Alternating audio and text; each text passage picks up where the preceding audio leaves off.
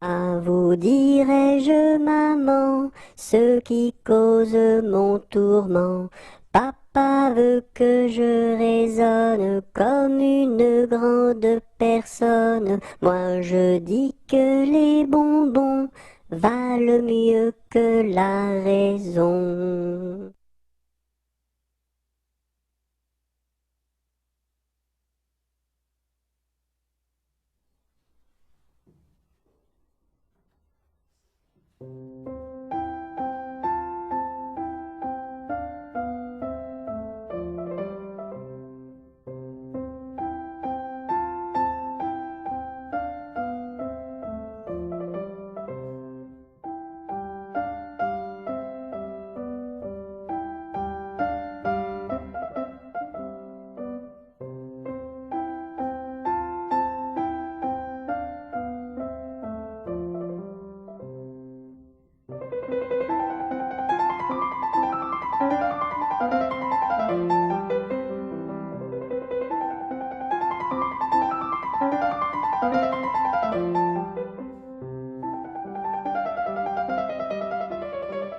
Tu lui montres quand il a 4 ans.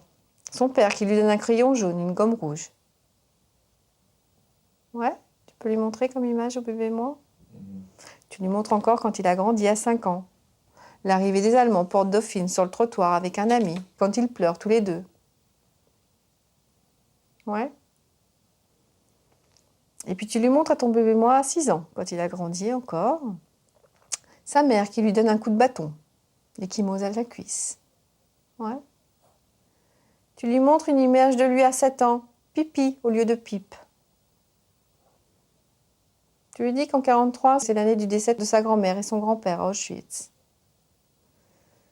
Et puis on lui montre une image de ses 8 ans. Les voisins du marché noir, les tapis qui cachent les tapis, ceux qui cachent les Allemands. Ça va? Ok, tu montres ça à ton bébé moi. Puis tu lui montres à 9 ans. Le bois de Boulogne, les chewing-gums. Les Américains qui donnent des chewing-gums. Oui. Tu montres en 1946, 10 ans, le ski à Saint-Gervais avec ta maman. En 2007, je crois que c'est au début 2007, une collègue à moi me téléphone, dit Marjolaine, j'ai vu à Vancouver une présentation de Peggy Pace sur le Lifespan Integration. Elle était très emballée. Alors, Lifespan Integration, on le traduit en intégration du cycle de la vie. Le protocole de base, alors, est composé de 3 éléments. OK? Donc, la régression, le type hypnotique, le dialogue intérieur et la ligne du temps, qui est aussi dans le PNL, hein, à quelque part. OK? Donc, elle a combiné ça. Alors, c'est l'heureuse combinaison. Comment cette combinaison heureuse et créative est venue? Il faudrait demander à Mme Pace. Je ne sais pas. Hi, I'm Peggy Pace. Lifespan Integration is a new body-mind therapy I developed beginning in 2002. I didn't set out to develop a new therapy. So, how did this happen? How did I end up discovering this new way of working with people? That question is the one I am most frequently asked. When I discovered what is now called lifespan integration, I had been working as a psychotherapist for almost 20 years. Many of my clients were adult survivors of childhood abuse and neglect. These individuals had learned early in their lives that the world is a frightening and unpredictable place, and that other people, and even those people closest to them, were not to be trusted. As a result of these early belief systems, my clients were not able to enjoy their present lives and relationships. These clients all understood that they were no longer powerless children. Yet, no matter how hard they worked in their therapy with me, they were unable to let go of their past and enjoy their present lives. Their bodies did not understand that time had passed. In each client, there existed younger reactive child selves who seemed to be stuck in the past. These child selves did not understand the passage of time. They were not able to relax or trust or enjoy life. I found that using certain imaginal techniques, I was able to help my clients to reconnect briefly with these traumatized, stuck child selves. I used inner child work, Jungian active imagination, and dream work. And these methods helped my clients connect temporarily with these stuck child selves. However, the effects were not long-lasting. I continued to search for a way to help my clients integrate these split-off child selves into the rest of their self systems. In the year 2000, I began using a new form of body-mind therapy, which was very effective for some clients. When I used this new form of therapy with some of my clients with histories of complex trauma, it would sometimes cause them to abreact. When this happened, a traumatic childhood memory would become activated within the client, but the client, or rather I should say the stuck child self within the client, would not know that this was only a memory. One day, early in 2002, one of my adult clients became stuck in a memory which had occurred when she was 6 years old. When I asked her how old she was, she replied in a very small voice, "I am 6. I decided to try something new. I asked my client, who actually believed she was 6 years old, to remember an event from her life when she was 7. She was able to do this. I then asked her to remember something from when she was 8. She was able to do this also. I continued in this way, asking her to remember any event from when she was 9, and then 10, and then 11, all the way to her present age of 40. She was able to do this, and this technique allowed her to become fully reconnected with her adult self. I was very excited by this discovery. I began using this new technique with many of my clients who were adult survivors of abuse. I incorporated this visual timeline into the imaginal work we were already doing. I would have them begin in a childhood memory and then remember any event from their lives from the next year and the next year and the next, going chronologically all the way through time, from the time of the memory all the way to present. I soon began to notice profound changes in this particular group of clients who had been going through this visual timeline. I was very curious about what was going on. At the same time, not all of my clients had been using this visual time travel. The group of clients who had continued their work with me, doing inner child work and Jungian active imagination, without going through time, continued their same slow progress that was typical and expected. So, in effect, without planning it that way, I had a control group. I was able to see that the clients who went through time were making profound changes in their everyday lives very quickly, whereas the other clients were continuing on as usual. To find out what was going on at the level of neurons, I began researching the neuroscience literature. I was fortunate because during the decade of the 1990s, many advances had been made in neuroscience. As I began to look through all the literature I could find, I discovered very soon why this technique I had developed was so effective. I learned that the brain's ability to change itself, called neuroplasticity, continues throughout the lifespan. When I had gone to graduate school in the 80s, we had been taught that after about age 5, the basic neural structure of the brain didn't change. We now know that the brain continues to restructure itself throughout the lifespan. As I read through the neuroscience literature, I learned that the brain is not able to distinguish between real and imagined experience.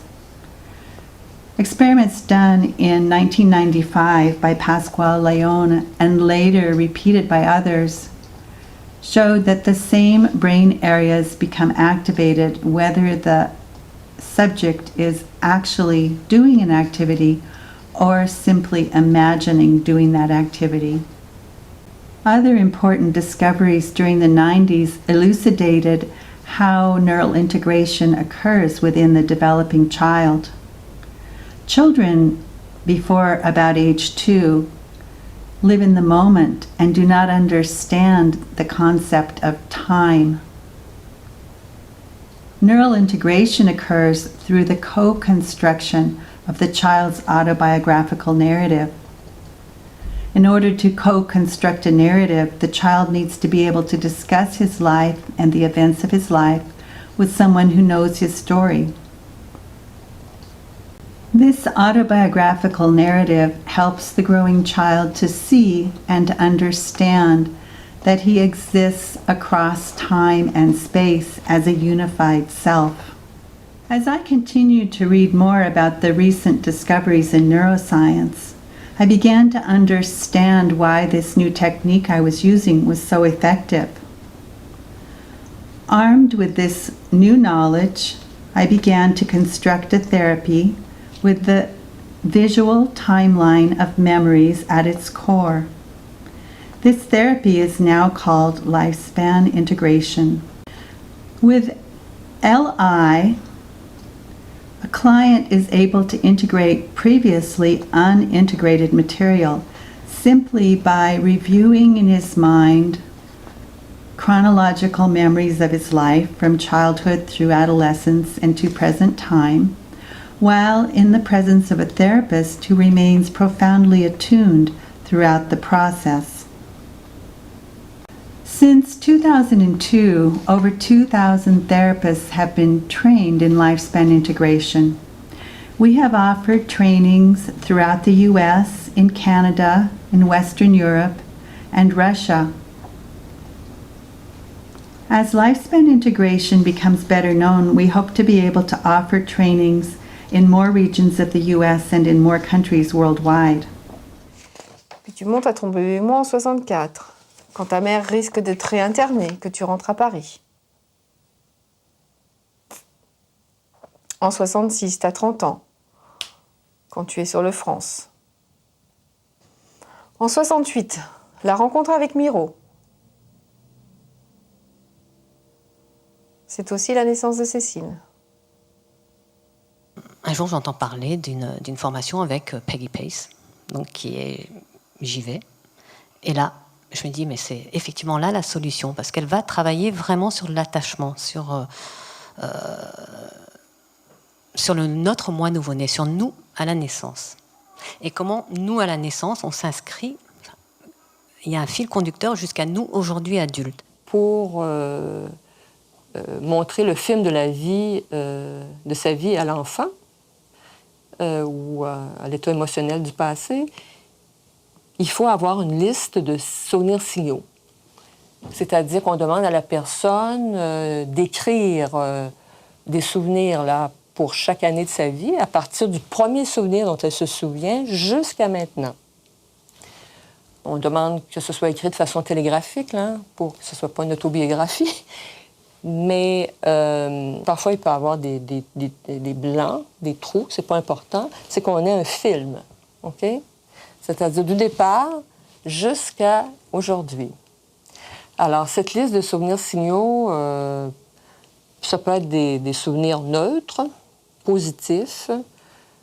Ça peut être aussi les séparations, les naissances, les décès dans la famille, les décès des proches, ou des éléments importants de la vie. J'ai un poupon aussi dans la salle, un petit bébé que j'ai acheté, donc qui représente eux à la naissance. Et je leur propose de retourner, par exemple, on va prendre quelqu'un de 45 ans, de retourner 45 ans en arrière. Et imaginez qu'ils arrivent à la maternité ou à la maison, parce qu'il y a encore des personnes plus âgées qui sont nées à la maison, là où ils sont nés. Et d'arriver au moment où ils vont naître. D'imaginer leur mère, d'imaginer le médecin, la sage-femme. Enfin, on a un peu exploré tout ça. J'ai aussi exploré avec eux la période 0 à 2 ans pour, moi, avoir quand même une idée de comment ils se sont construits pendant cette période-là. Et puis, je les fais visualiser, imaginer leur naissance. Donc, vraiment les pousser, la tête du bébé qui apparaît, la première petite épaule, la deuxième petite épaule, et puis vous imaginez tout votre petit corps qui arrive.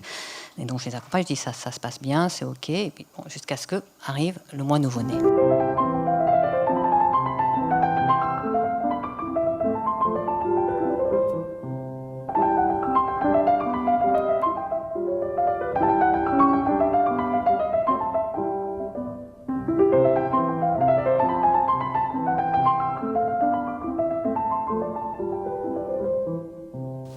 Alors, tu vas fermer les yeux, Michel. Et puis, on va retourner dans cette maternité où ton bébé moi a vu le jour. Hein, on va remonter au jour de ta naissance. Ta mère, voilà, qui est sur la table, prête à te donner naissance. Le travail a été long. Hein. Il y a une sage-femme qui est là. Un médecin qui va arriver, ça. Tu vois un peu comment c'est. Tu laisses venir les images. Tu es très attentif à ce qui vient, aux émotions, aux idées qui arrivent, qui émergent. Et puis tu fais rentrer ton moi adulte dans la pièce pour assister à la naissance de ton bébé moi. Et tu commences à visualiser le début du crâne, la tête de ton bébé moi qui sort, le médecin qui est là. Avec les cuillères, là. Les cuillères, ok, avec les cuillères. Hein. Les cuillères sont là. Et le médecin qui tire pour te faire naître. Première petite épaule, ça passe ou ça passe pas? Dis-moi, comment c'est là? Comment ça se passe? Je pense que ça passe. Ok, ça passe. Tu vois le corps du bébé qui arrive? Ok, le corps du bébé moi qui sort. Oh, d'accord. Et la sage-femme qui le prend dans ses bras. Hein, le médecin qui coupe le cordon ombilical. D'accord. Et elle emmène le bébé dans une pièce à côté pour lui donner le pain. Toi, tu es là et puis tu vas venir voir ton bébé moi tout de suite. Tu vas lui parler tout de suite. Hein. Tu vas le regarder dans les yeux. C'est très important de regarder le bébé moi un bébé quand il vient de naître, hein, pour l'asseoir, hein, pour le faire naître dans l'espèce humaine. Tu le regardes dans les yeux et tu lui dis que tu es Michel adulte et que tu es venu aujourd'hui pour t'occuper de lui.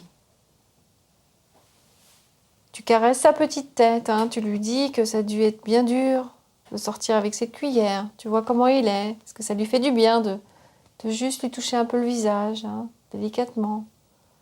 Disant, oh, qu'est-ce que tu as dû avoir mal, qu'est-ce que tu as dû souffrir. De voir son petit cou, est-ce qu'il a mal dans son petit cou, comment il est là après les cuillères. S'il a besoin, tu peux prendre un petit peu dans tes bras pour le bercer, pour le sécuriser, hein, lui dire, voilà, c'est fini. Ok. Et puis tu le déposes dans un petit bain d'eau chaude pour le nettoyer un peu. Tu lui fais prendre son bain, hein, tu lui dis que voilà, c'était comme dans le ventre de sa maman, il retrouve l'eau. Tu lui prends sa petite main, tu le fais jouer dans l'eau, avec l'eau. Tu mets de l'eau avec l'éponge sur son petit corps, délicatement, hein, et tu enlèves petit à petit les choses pour qu'il soit propre. Puis tu le sors du bain et puis tu essuies bien tout son petit corps, sa petite tête, son petit cou, tout délicatement, hein, parce que n'oublie pas que il a eu la cuillère, il est fragile encore. Tu fais bien attention à essuyer sous ses aisselles pour pas que l'eau croupisse. Tu essuies bien ses petites mains et tout en faisant ça, tu t'émerveilles devant ce petit corps magnifique. Hein. Ce corps d'un ce merveilleux bébé. Tu lui dis à quel point il est mignon, à quel point il est magnifique. Tu le ventre, le pubis, les cuisses, les petit tibia, et tout petit tibia. Et ses magnifiques petits pieds. Puis tu le langes, tu l'habilles d'un pyjama. Ouais. Puis tu le prends dans tes bras. Tiens, je te le donne. Voilà, tu le prends dans tes bras. Tu fermes les yeux, tu prends bien contact avec lui physiquement, dans ton corps. Voilà, prends le bien contact avec lui physiquement. Puis tu fermes les yeux et tu l'emmènes dans ton coin tranquille. Tu l'emmènes et tu le regardes encore virtuellement dans les yeux et tu lui dis que il n'y a plus de raison d'avoir peur, qu'il a grandi aujourd'hui, qu'il n'est plus tout seul, qu'il est avec toi. Tu lui dis qu'il est une partie très très importante de toi, qui vibre encore parfois en toi. Hein, que tu es très heureux de pouvoir le rassurer aujourd'hui et t'occuper de lui, comme il aurait eu besoin. Et puis tu lui expliques que tu vas lui montrer dans ton cerveau les images de la vie qui font qu'aujourd'hui, on est en 2011 et qu'il a 75 ans. Tu lui montres quand il est sorti de la maternité avec sa maman. Hein, tu laisses venir les images qui arrivent. Tu lui montres quand au bout d'un mois, il a commencé à faire ses premiers sourires. T'es là, Michel, t'es bien avec le bébé, tu le tiens bien fort dans tes bras. Tu lui montres quand il a 3 mois, là, il se retrouve sur le ventre. Il a la tête qui se redresse. Ça va, ça? Tu peux lui montrer une image de ça? Oui, je vois une photo Ok. où je suis sur le ventre, oui. Donc on accueille ce mois nouveau-né, on le prépare, on coupe le cordon, enfin on quitte la salle de travail. Et je propose au patient, selon que c'est lui qui est déjà capable de porter son mois nouveau-né, ou s'il ne l'est pas encore, on part à 3, ou il part avec son mois nouveau-né dans un lieu paisible qu'il choisit. Dans ce lieu paisible, il va donc dire à son mois nouveau-né qu'il est, lui, devenu adulte, qu'il a grandi. On dit très peu de choses. On ne va pas forcément raconter qu'il a reçu des choses compliquées, qu'il n'a pas pu grandir bien, surtout pas la première fois. Donc, simplement, on lui dit, je vais te montrer tout le chemin. C'est-à-dire que le thérapeute dit au mois adulte, dites à votre mois nouveau-né que vous allez lui montrer tout le chemin qu'il a fait pour être maintenant là, à sa place, avec vous. Et on commence. Donc, le patient, ok, c'est bon. Donc, les 3 premières années, on dit, imaginez, alors moi ça c'est, imaginez la première rencontre avec votre mère. 5 secondes. Imaginez la première rencontre avec votre père. C'est vrai que des choses qui se sont forcément passées, sauf quand on sait qu'il n'y a pas eu, mais je prends quand même le cas le plus courant. Imaginez quand vous commencez à sourire, à gazouiller, etc., les différentes étapes du développement du tout petit, jusqu'au premier souvenir. Selon les histoires, le premier souvenir, il peut être loin. Il peut être à 6 ans, il peut être, dans le meilleur des cas, on en a un à 3 ans, voire même 2 ans, des fois. Et là, j'utilise la liste. À peu près 5 secondes par souvenir. Le patient me dit oui. Au bout d'un moment, il est tellement dans son récit que, bon, on sent qu'il a eu son image, et je continue, jusqu'à le temps présent, le moment présent, où je lui demande de montrer un souvenir tout récent, puis de reprendre contact avec son moi nouveau-né.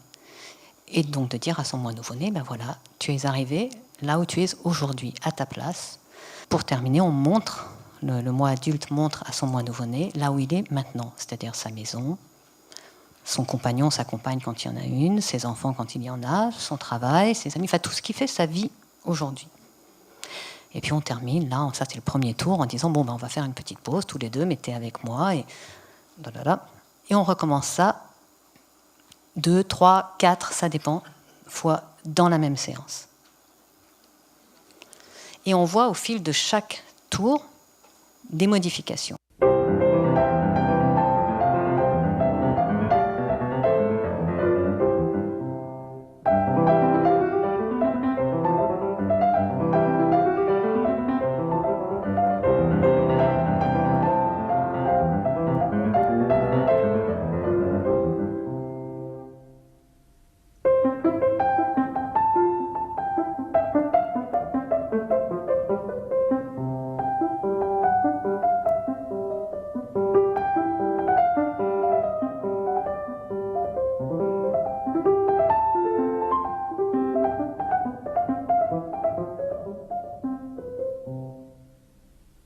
Donc la dernière fois, on avait travaillé autour de la naissance, et puis après, on avait travaillé autour du On est allé voir le bébé quand il était dans la pouponnière, c'est ça Oui. hein Enfin, je me rappelle qu'il y a un souvenir qui est venu dans la pouponnière. Dans la pouponnière.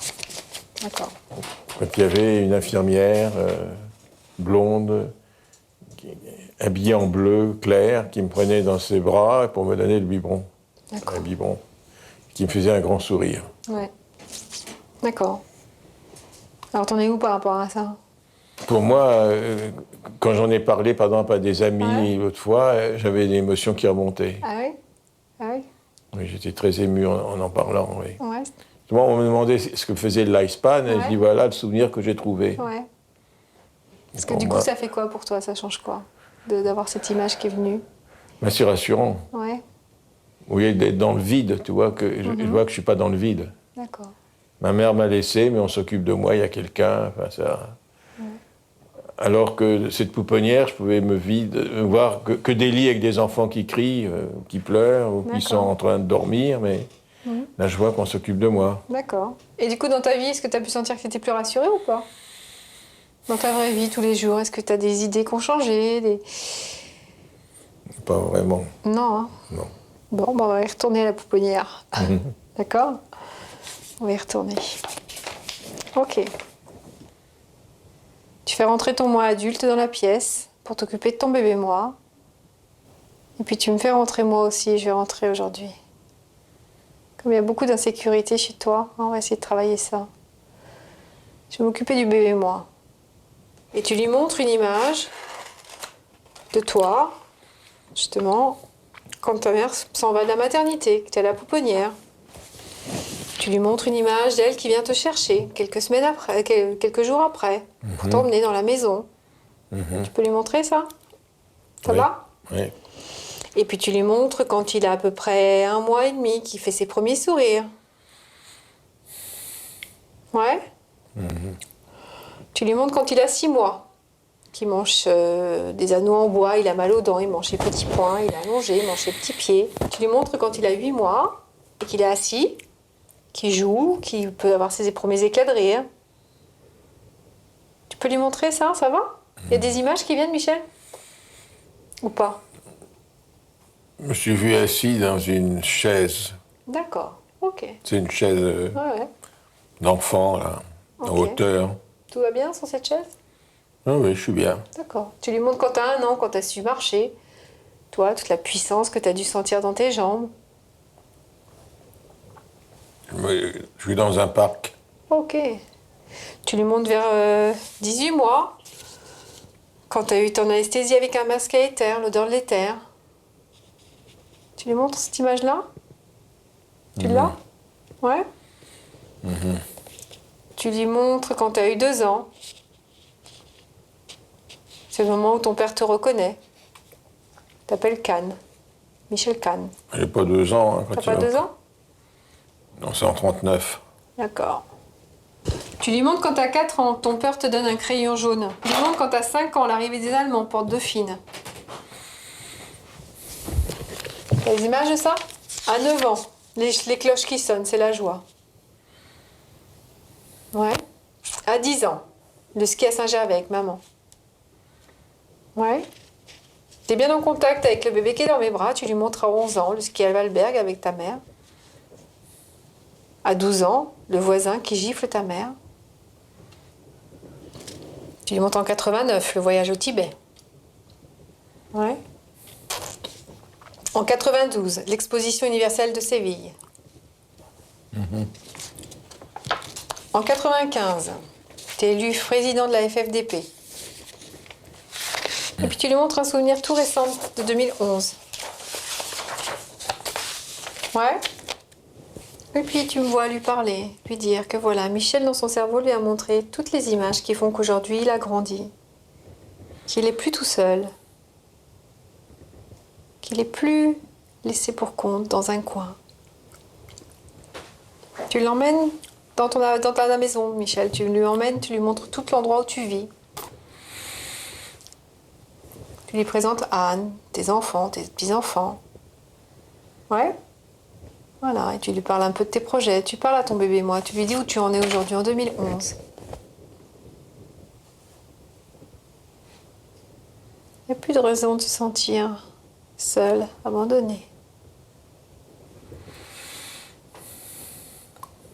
Aujourd'hui, tout va bien.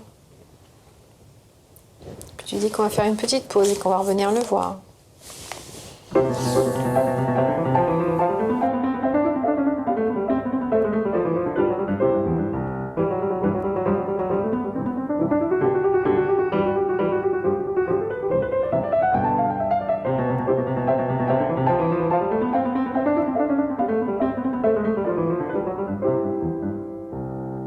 Alors, la dernière fois, ce qui s'était passé, c'est que tu avais du mal à être en contact avec ta partie bébé, tu te rappelles? Oui. Tu la voyais pas. Donc, T'as vu les photos que je t'ai montrées tout à l'heure? ouais. Et je peux les avoir en main, là? Ouais, tu peux. Ça me facilite beaucoup la vie, ça. Ouais, c'est-à-dire, ça te met en contact? Ah ben oui, T'as quel âge là? 15 mois, 18 mois? je sais pas, oui. Ouais, un truc comme ça. Quand tu vois la photo de ce bébé, qu'est-ce que ça te fait? Ben, je suis étonné d'être aussi beau. D'accord. Moi, je me trouve magnifique. Ouais, Je trouve que je suis un magnifique bébé. Hein. ouais.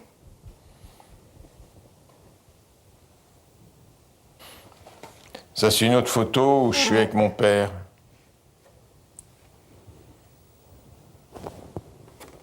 T'es encore plus petit là. Hein? Oui. Ouais, là t'as 8 mois. Hein? 4 mois. 4 mois. Alors, mon père me sourit. Et j'imaginais pas que mon père pouvait me sourire. Ouais. D'accord. Alors est-ce que ces photos-là, ça fait quoi? Ça te met plus en contact avec... Ben, je me vois bébé. Tu te vois bébé. Là, tu te Ça me met en reconnais? contact avec le bébé, oui. Ouais. Mhm. Bon, ok. Donc, on va voir si tu visualises mieux le bébé aujourd'hui. Ce qu'on va faire, c'est que je vais m'en occuper du bébé, si tu veux. Je vais venir avec toi. Tu vas imaginer que je suis avec toi. Ça te va ou pas? Et que c'est Oui, moi qui oui. m'occupe du bébé. D'accord? Oui. D'accord? Alors, ferme les yeux, Michel. Et on retourne le jour de ta naissance. J'ai autre chose de nouveau. J'ai été voir un de mes amis qui est médecin, qui fait de l'homéopathie, uniciste. Et au cours des échanges, elle allait me prendre ma tension. Après elle me dit, et vous achetez tout en double. Et immédiatement, il y a une très grosse émotion qui est venue.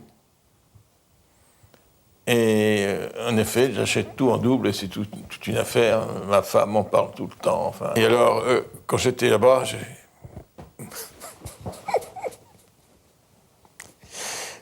c'est venu comme ça, elle dit, j'ai un jumeau qui est parti. J'ai un petit frère qui est parti. Ah oui. Et j'ai eu là-bas une très très grosse émotion. Je viens de la revoir au téléphone pour lui dire, mais qu'est-ce qui s'est passé exactement? Elle me dit, je ne sais pas ce qui m'est venu. Je vous ai dit, vous achetez les choses en double. Mais on ne parlait pas, c'est venu comme ça. Elle me dit, ça m'est venu comme ça. Ah oui? Elle a eu cette intuition, elle a dit ça. Et elle me dit, vous êtes entré dans une très grosse émotion. Et c'est vrai, tu vois, ça revient là, mais très grosse émotion. Donc, je suis sûr que ma mère a avorté. Avorté? Ben, elle a un jumeau. Ah oui. C'est une fausse couche, tu veux dire? Une fausse couche, un avortement Tu dis spontané. avorté. Un avortement spontané, d'accord. Non, mais une fausse couche, oui. Oui, Oui, enfin, d'accord. mais on voulait la faire avorter. Bah oui, il y a ça, c'est pour ça que pour moi, m'a un peu... Oui, il y a mon oncle qui avait amené l'adresse d'une avorteuse. Ouais. Mais il y a un jumeau. T'achètes toujours tout en double? Oui. Depuis toujours? Et elle me dit, c'est très connu, ceux qui ont, Bah oui. ceux qui Je ont savais eu pas. un jumeau Ah in utero achètent en oui. double. Achète en double. D'accord. Ok. Parce que je me disais, le lifespan, ça n'a finalement pas donné grand-chose, une grosse révélation. Et ça, c'est vraiment Et ça, la c'est grosse sorti, révélation, ça. Bah oui. C'est vraiment... C'est une autre destinée d'avoir eu un petit frère. Ouais. Vas-y, dis-moi, raconte. Parce que je pense que c'est un petit frère, je sais pas pourquoi. Un petit frère. Je pense pas que c'est une petite sœur. Bon, bah, on va aller travailler ça, tu veux bien? Oui. Alors, tu vas fermer les yeux, Michel, et on va remonter. Tu vas retourner dans la salle d'accouchement, toujours pareil. Tu vas surtout laisser venir toutes les images sans les censurer. Tu vas rentrer, toi adulte, dans la pièce, et tu vas te mettre près du ventre de ta mère. Ça va, ça? Et tu vas rentrer tout de suite en contact avec le fœtus de 9 mois que tu étais. Tu vas lui parler, tu vas lui dire « Bonjour, je suis Michel adulte. Je suis venue m'occuper de toi aujourd'hui. » Dis-lui que tu as de grosses émotions en ce moment parce que tu as le sentiment, tu as retrouvé la sensation de ton petit frère. Dis-lui que tu voudrais que vous refassiez ensemble l'histoire. Et tu vas lui montrer en image ce qui s'est passé 9 mois avant.